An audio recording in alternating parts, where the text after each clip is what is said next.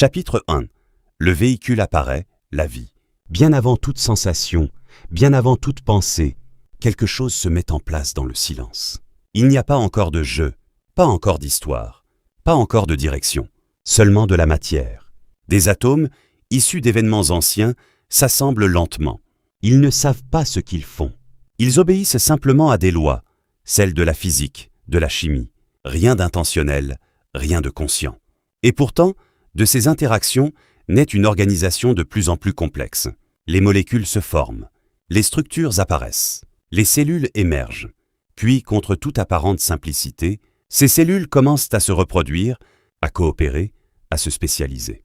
Certaines deviennent des tissus, d'autres des organes.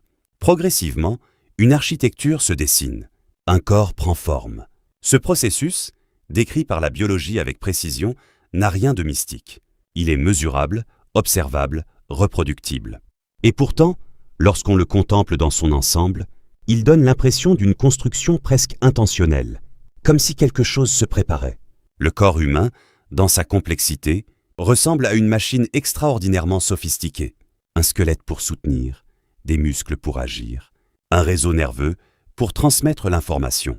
Tout est organisé, interconnecté, optimisé par des millions d'années d'évolution.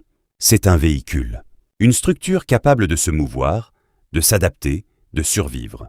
Une mécanique vivante, autonome, capable de maintenir son équilibre interne malgré les variations du monde extérieur.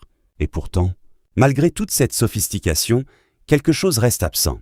Une voiture, même parfaitement assemblée, même équipée du meilleur moteur, ne partira jamais seule. Elle peut être complète dans sa structure, impeccable dans sa conception. Mais elle reste immobile. Elle attend. Le corps, à ce stade, est similaire. Il existe, il fonctionne même à certains niveaux, mais il n'y a pas encore cette dimension intérieure que nous appelons expérience. Il n'y a personne pour observer, personne pour ressentir, personne pour dire « je suis là ».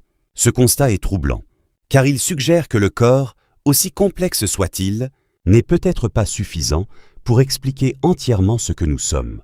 Il est une condition nécessaire, sans lui, rien ne semble possible, mais peut-être pas une condition suffisante. Alors une question commence à émerger, discrète mais persistante. Si le véhicule est prêt, qui ou quoi va le conduire? Le mystère ne réside pas seulement dans la manière dont le corps se construit. La science en décrit les étapes avec une précision remarquable. Le véritable mystère apparaît juste après, dans cet espace invisible entre la matière organisée et l'expérience vécue. C'est là que le voyage commence vraiment.